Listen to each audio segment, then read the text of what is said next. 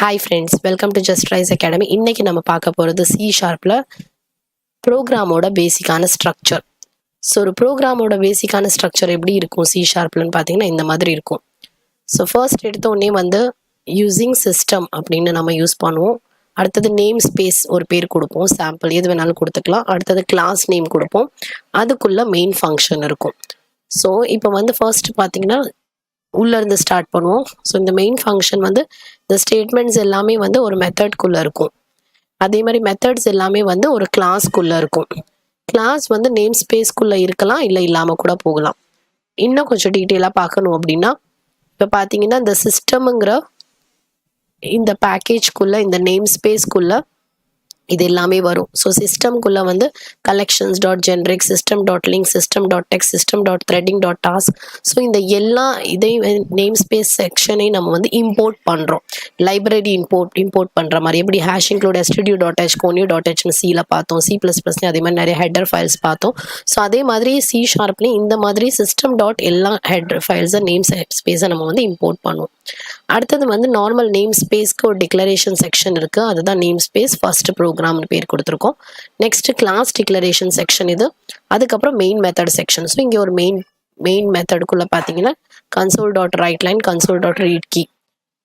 So இது வந்து namespace section. அடுத்தது namespace declaration, class declaration, main method. So இதுதான் 4 செக்ஷன்.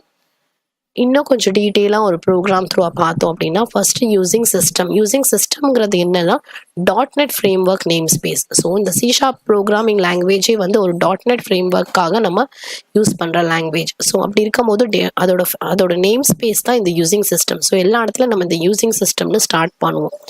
இப்படி ஸ்டார்ட் பண்ணோம்னா இந்த இடத்துல நம்ம சிஸ்டம் டாட் கன்சோல்னு எழுத தேவை இருக்காது. ஸோ டேரெக்டாகவே கன்சோல்னு ஸ்டார்ட் பண்ணிக்கலாம். அதுக்காக தான் ஃபஸ்ட்டே சிஸ்டம்னு கொடுத்துணும். அதுக்கப்புறம் ஒரு நேம் ஸ்பேஸ்க்கு ஒரு பேர் கொடுக்கணும். ஸோ நேம் ஸ்பேஸ்னு கீவேர்டு எழுதிட்டு ஹலோ வேர்ல்டு அப்படின்னு நம்ம பேர் கொடுக்குறோம். நெக்ஸ்ட் வந்து ஒரு கிளாஸ் கிரியேட் பண்ணுறோம். ஸோ கிளாஸ்க்கும் ஒரு பேர் கொடுக்கும். மெயின் ஃபங்க்ஷன் நம்ம எழுதுறோம். ஸோ ஸ்டாட்டிக் வாய்ட் மெயின் உள்ள வந்து ஸ்ட்ரிங் ஆர்குமெண்ட்ஸ் அப்படின்னு நம்ம வந்து பாஸ் பண்ணுறோம். ஸோ இப்போ வந்து ஸ்டாட்டிக் அப்படிங்கிற கீவேர்டு ரிட்டர்ன் டைப் வந்து வாய்டாக இருக்கும். மெயின் மெத்தடே இங்கே வந்து மெயின் தான்.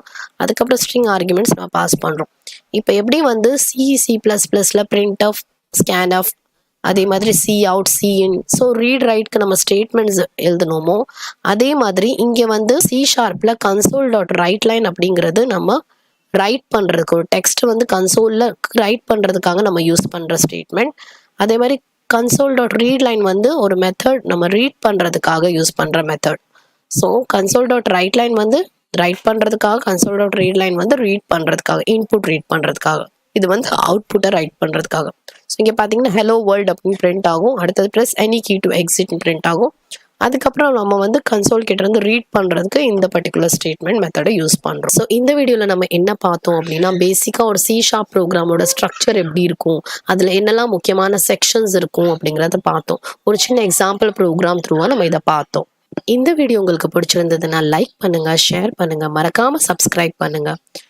உங்களுக்கு C# ப்ரோக்ராமிங் பற்றி இன்னும் டீட்டெயிலாக தெரிஞ்சுக்கணுன்னு ஆசைப்பட்டீங்கன்னா ஆன்லைனில் லைவ் கிளாஸஸ் போயிட்டுருக்கு. கீழே இருக்கிற டிஸ்கிரிப்ஷனில் கொடுத்துருக்கிற லிங்கை கிளிக் பண்ணி ஜாயின் பண்ணுங்கள். தேங்க்யூ.